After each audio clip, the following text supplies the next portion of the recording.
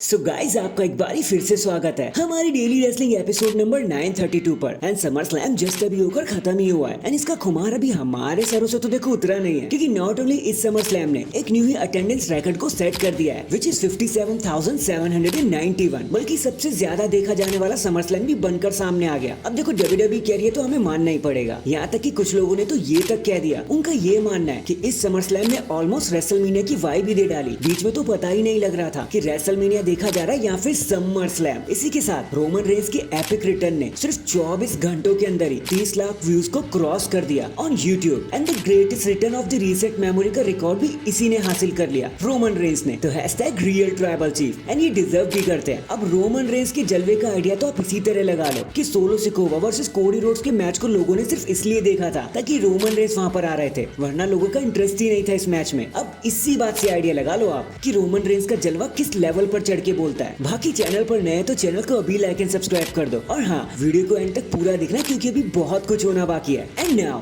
आप देख रहे हैं रेसलमैनिक्स एंड सब्सक्राइब करना तो बनता है। वेल, रोमन रेंस की डायरेक्ट रिटर्न के बाद एट समर स्लैम इतना तो कंफर्म हो ही गया कि रोमन रेंस अब एब्सोल्यूट हील से एब्सोल्यूट फेस बनते जा रहे हैं। इस चीज को होने के लिए पूरे 4 साल लग गए, लेकिन फाइनली हो गया। लेकिन जैसे फुली आपको लग रहा है ना, वैसे चीजें है नहीं। चीजें उतनी भी सीधी नहीं है जैसे प्लेट पर रखी जा रही हैं। क्योंकि देखो, रोमन रेंस फेस जैसे सिर्फ इसलिए लग रहे हैं क्योंकि वो भी दिखाई दे रहे हैं। उनका ये फेस पूरी तरीके से फेस नहीं है, बल्कि सिर्फ तब तक रहेगा जब तक वो ब्लड लाइन की राइवलरी में इन्वॉल्व है। जैसे ही वो ब्लड लाइन की सीन से ओवर हो जाएंगे, वैसे ही वो हील दोबारा बनने लग जाएंगे, दोबारा से चीटर बनने लग जाएंगे। मतलब उतना भी चीटर नहीं, लेकिन थोड़ा सा चीटर फिलहाल। तो आप इसे ऐसा समझ सकते हो कि रोमन रेंस ना तो फेस है ना तो villain, he is just protagonist जो बस एक राइट कॉज के लिए फाइट कर रहा है। बाकी असली मजा तो तब आएगा जब रोमन रेंस स्मैकडाउन पर दिखाई देंगे, अपने सवालों के जवाब मांगेंगे, पॉल हेमन के साथ एक बार फिर से रीयूनाइट होंगे, क्योंकि इसका असली जवाब तो हमें वही देखने को मिलेगा। तो hashtag war of tribal chiefs. Next अब देखो, समर स्लैम ने जितने लोगों को प्यार दिया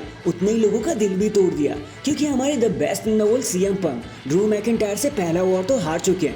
अब चाहे रीजन कुछ भी हो, लेकिन हार गए। जिसके बाद इतना तो हमें पता ही था कि एक ना एक दिन ये चीजें खत्म होंगी, लेकिन एक दिन में नहीं होने वाली। बट स्टिल अब सीएम पंक का क्या होगा? उनकी लड़ाई तो सेथ से भी चल रही है, फिर ड्रू से भी उनका मामला भी खत्म नहीं हुआ है। So what next for CM Punk? So अभी जो न्यूज आ रही है ना, उसके हिसाब से सीएम पंक सीधे सीधे पहले सेथ रॉलिंस से हिसाब मांगने लगेंगे कि भाई तू बता तेरी क्या गलती है, क्योंकि पंक को ऐसा लगता है कि वो सेथ रॉलिंस की वजह से हार गए हैं, जिसमें ड्रू मैकिंटायर कुछ टाइम के लिए साइड लाइन भी हो सकते हैं। एंड अल्टीमेटली ये चीजें लीड करेंगी ट्रिपल थ्रेट मैच की तरफ, which is McIntyre versus punk versus Seth Rollins. और वो तो चलो इन तीनों के बीच में टाइटल नहीं है, वरना अगर टाइटल होता तो यही मैच, यही ट्रिपल थ्रेट मैच आपको समर स्लैम में ही देखने को मिल जाता। So hashtag Punk versus all. In the end Summer Slam के एंड होने के बाद जब प्रेस कॉन्फ्रेंस हुआ तो ट्रिपल एच ने एक इंटरव्यू करते हुए बताया कि देखो, हम इसके बारे में पहले से ही बात कर चुके हैं, तो ज्यादा कुछ कहने को बचा नहीं। लेकिन स्टिल दोस्ती जो भी चल रही है ना हमारे और टीएनए के बीच में या ग्लोबल लीडर्स के बीच में, वो बिजनेस है, एक कंप्लीट बिजनेस, एक प्योर बिजनेस है